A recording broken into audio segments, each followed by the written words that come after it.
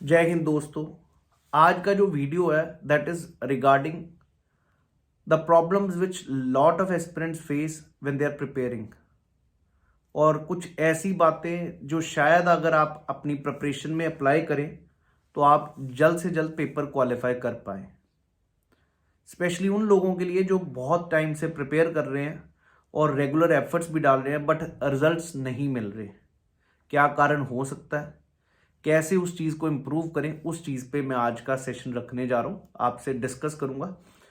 Number one thing which I feel most of the time, बहुत सारा aspirants ऐसा कहता है सर मैं दिन में 12 से 14 घंटे पढ़ता हूँ, प्रिपरेशन करता हूँ, लेकिन उनका जो शेड्यूल है ना 12 से 14 वो वेरी करता है। कभी दिन में पढ़ लिया, कभी रात में पढ़ लिया, कभी ऐसे पढ़ लिया, कभी ऐसा।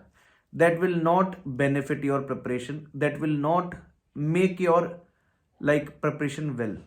एक रूटीन में पढ़िए, मतलब एक रूटीन बनाना पड़ेगा जी। रादर सबसे टफ पार्ट आपकी प्रिपरेशन का यही होगा टू फॉलो अ रूटीन। एक डेडिकेटेड वे में, डिसिप्लिन वे में रूटीन को फॉलो करना बहुत जरूरी है when you are preparing for these examinations, right. If you have a particular routine the preparation will go better. आपका माइंड एक तरह का स्टेबल हो चुका होता है जब आप एक रूटीन को फॉलो करते हैं। I can give you an example also. अगर आप स्टार्टिंग में जब गाड़ी सीखते हैं तो आपका दिमाग 10 चीज़ों में घूमता है, कभी इधर कभी उधर कभी उधर, कि भाई सामने कोई कुछ आ ना जाए। But when it becomes your routine, आप चलाते हैं नॉर्मली, तो तब आपको देखने की जरूरत नहीं पड़ती इधर उधर। ठीक उसी प्रकार जब आप अपनी रूटीन बना चुके होगे ना, रूटीन वाइज की यार ये पढ़ना है, नहीं तो आप टाइम चेंज करते रहोगे, 10 चीजें ऑब्स्ट्रक्शंस आपके दिमाग में आएंगी। अभी खाना खाना, अभी ये चीज, ये टाइम चेंज हो गया, ये वो चीजें होंगी। तो please follow routine, make a routine for preparation and don't let anyone to break that routine. If anybody breaks that, ask him to don't interrupt, because आपकी प्रिपरेशन सबसे पहली प्रायोरिटी है आपकी इस समय। दूसरी चीज एक और बताना चाहूंगा जी, when you are preparing for the examination, आपके दिमाग में ये चीज भी समझ आ जानी चाहिए when is the high time, when is the low time. अगर आप 12 घंटे पढ़ रहे हो तो 12 घंटे का मतलब ये नहीं कि आपका सारा पीक टाइम है, दिमाग में सब चीजें घुसती जा रही है। It can not be possible. It will very, it will stabilise. Please understand, there can be peak and there can be small. यहाँ तो इनके बीच में एक एक घंटे के बाद ब्रेक्स रखो और प्रिपरेशन करते रहो। लेकिन इसमें मैं यही चीज कहूंगा जी, अपने टाइम पे अपने सिलेबस को प्रायोरिटाइज करना जरूर रखिएगा। प्रायोरिटाइज का मतलब है जी उनको प्रायोरिटी देनी पड़ेगी।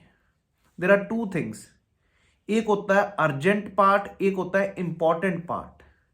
हम तकरीबन फोकस अर्जेंट पार्ट पे कर देते हैं, इंपॉर्टेंट पार्ट छोड़ देते हैं प्रिपरेशन में। इसके बारे में बात करना चाहूंगा।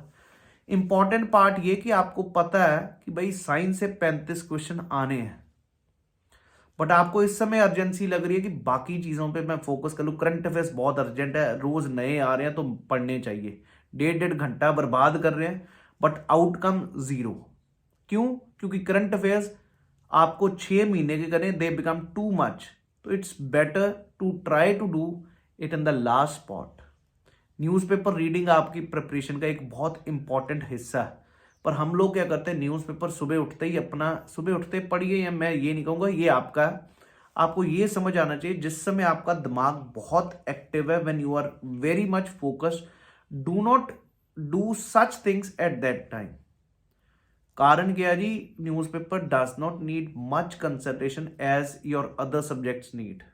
Y so? Because when you read other subjects, आपको उनको लाइफ टाइम रिटेन करना, अपने प्रिपरेशन के लिए, अपने पेपर के लिए रिटेन करके रखना।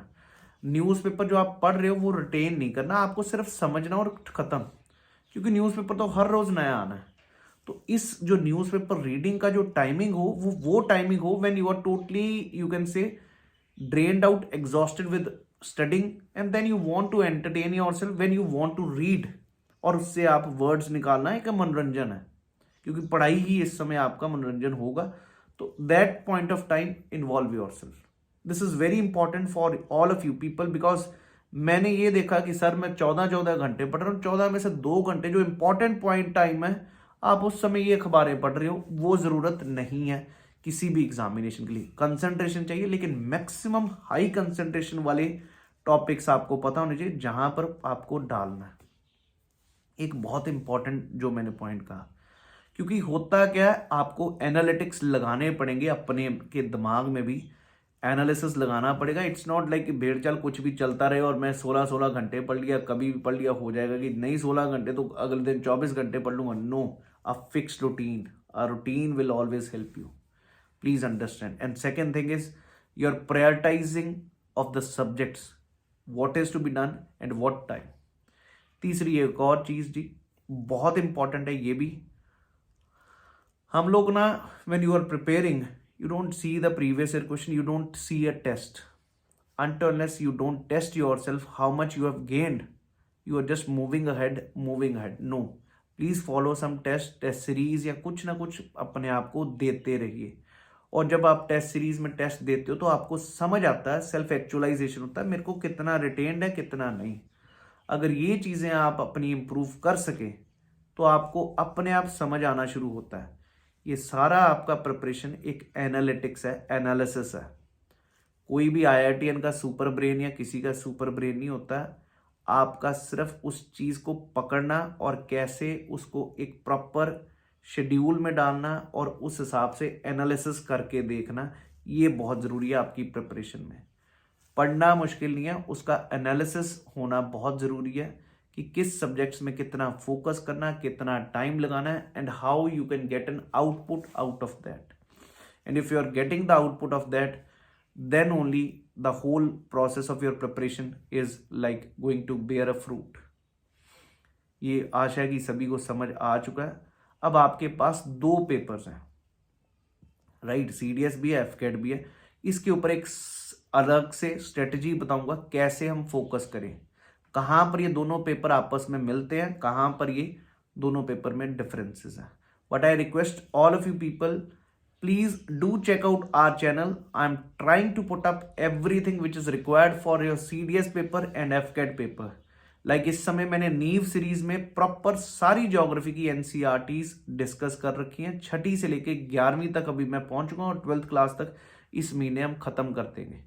और बिल्कुल आपको समझ आ जाएगा, सब क्वेश्चन यहीं से आते हैं और एक अच्छे से अंडरस्टैंडिंग बन सकेगी। आपके पास अब गिनती का टाइम है। Put up your 100% efforts right now so that you get an output. So I hope you people understood the things. Do subscribe the channel, do share the videos. We are daily having 9 p.m. English session, 7 p.m. math session, and especially focusing on those topics which are required for the paper to do.